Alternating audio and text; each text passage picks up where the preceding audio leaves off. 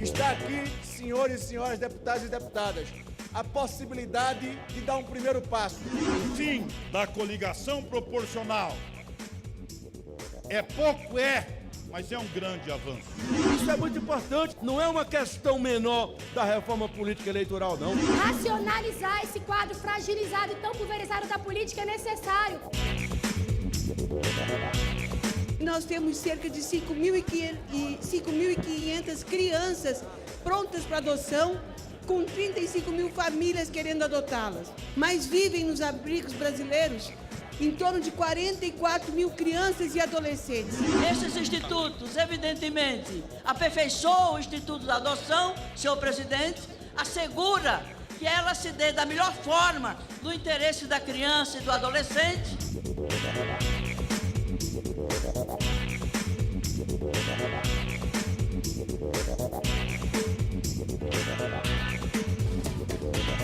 Depois de adiamentos, os deputados deram início à votação das propostas da reforma político-eleitoral. Foi aprovado o texto do Senado e que tem como relatora na Câmara a deputada Sheridan, do PSDB de Roraima. A proposta de emenda à Constituição altera as regras sobre coligações na disputa para deputados e vereadores. Além disso, cria uma cláusula de desempenho para o acesso dos partidos ao fundo partidário e ao tempo de rádio e TV.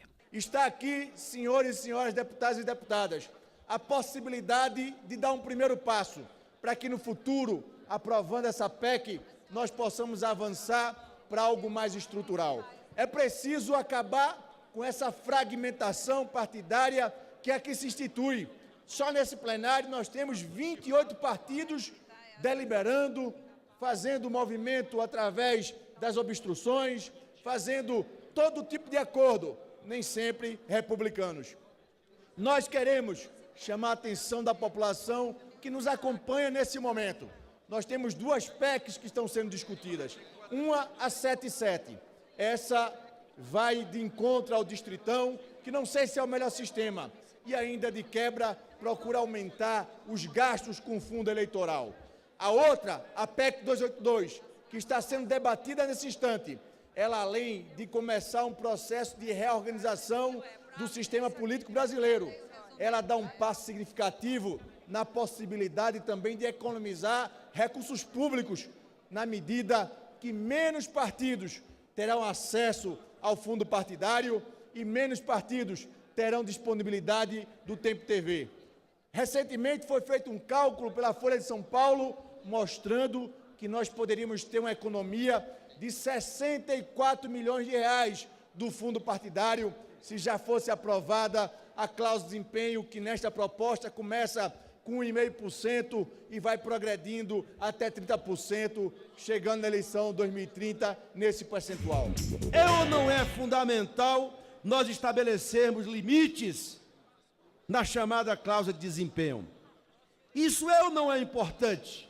Com essa proliferação de partidos que muitas vezes não expressam ideias, não expressam nada. E muitas vezes com direito a fundo partidário e coisas que o valam. Sobretudo aqueles partidos que não têm nenhuma carta programática, que não têm nenhuma identidade ideológica e nenhum programa partidário. É ou não é importante nós estabelecermos limites para que esses partidos tenham acesso aos benefícios produzidos pelo fundo partidário e pelo tempo de televisão? Quantas críticas nós já ouvimos aqui sobre isso, que é importante os partidos terem identidade, terem ideologia e expressar ideias na disputa eleitoral. Isso é muito importante, deputada Sheridan. Não é uma questão menor da reforma política eleitoral, não. Eu situaria essa questão dentre aqueles itens que é decisivo na reforma política e eleitoral, que é a questão da cláusula de desempenho, conhecida como cláusula de barreira. Para o partido ter todos os benefícios, ele tem que ter pelo menos 1% dos votos nominais nacionais, deputado Orlando, e também 1,5% distribuído, né, deputada Sheridan, em 9 estados. O fim da coligação proporcional é pouco, mas é um grande avanço.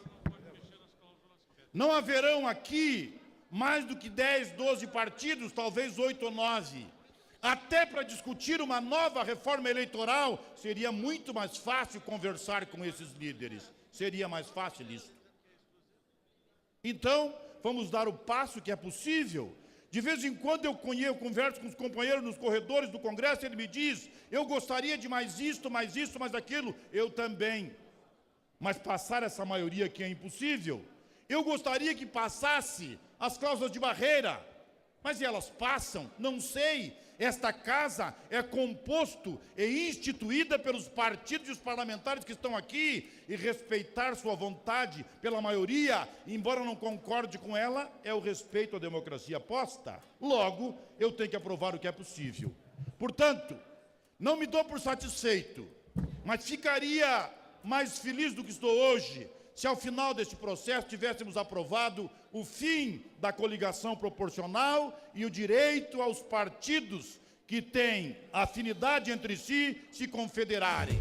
Se criou essa lógica que é a seguinte: os partidos que foram criados pequenos são de aluguel.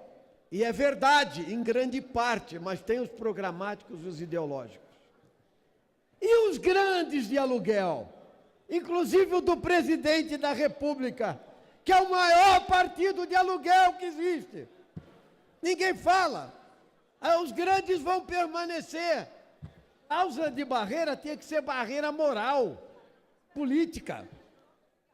Não é só cláusula de desempenho, com as mesmas regras da eleição privada do ano passado, ou seja, de 2014, eleitos por isso. Por isso, nós do PSOL somos a favor, sim, do fim das coligações proporcionais, não da cláusula de barreira. Porque tem partidos ideológicos programáticos que vão ficar de fora. Isso nós não vamos coadunar. Segundo lugar, senhor presidente, financiamento. Quero dizer o seguinte: financiamento empresarial é, sem dúvida, o que há de pior na sociedade brasileira, no escândalo. Nós sempre defendemos o financiamento público, mas com razoabilidade, com distribuição equitativa, com diálogo com a sociedade, com teto de contribuições individuais. Isso nós topamos.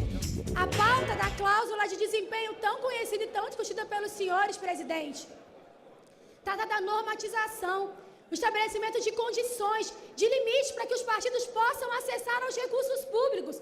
Nenhum princípio constitucional ele é ferido.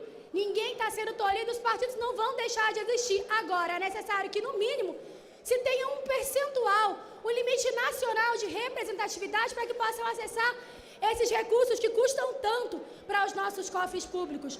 Racionalizar esse quadro fragilizado e tão pulverizado da política é necessário. Estabelecer uma conexão deste parlamento com a sociedade brasileira também é importante. É a nossa responsabilidade em validarmos os nossos papéis como deputadas e deputados, em traduzirmos aqui a pauta do Brasil. O plenário também discutiu o projeto que agiliza a destituição do poder dos pais biológicos no caso de violência física ou psicológica na adoção de crianças.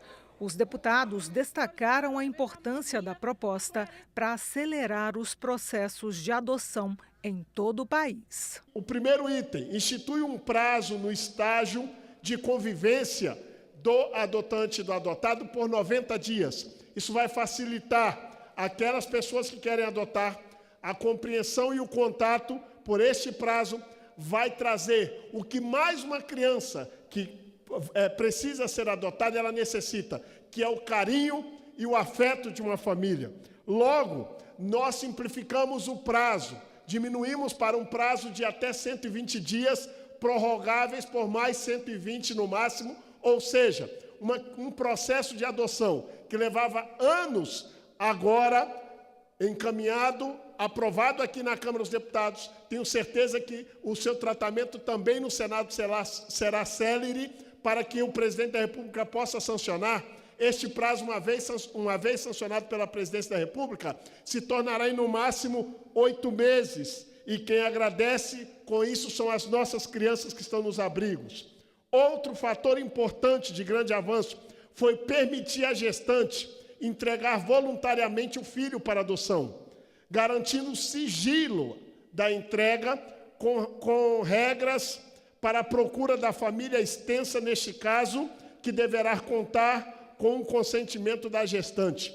Isso traz garantia à mãe que, de maneira desesperada, muitas vezes, quer entregar voluntariamente o seu filho, mas garantindo à família, por extensão, em primeiro lugar, a possibilidade de adotar aquela criança. O projeto de lei trata exatamente da destituição do poder familiar, trata também desse aspecto que eu acho que, sem dúvida nenhuma, tem um fator de agilizar, porque garante que a entrega voluntária, que está no artigo 3º do ECA, possa facilitar o trâmite, né, processual e burocrático.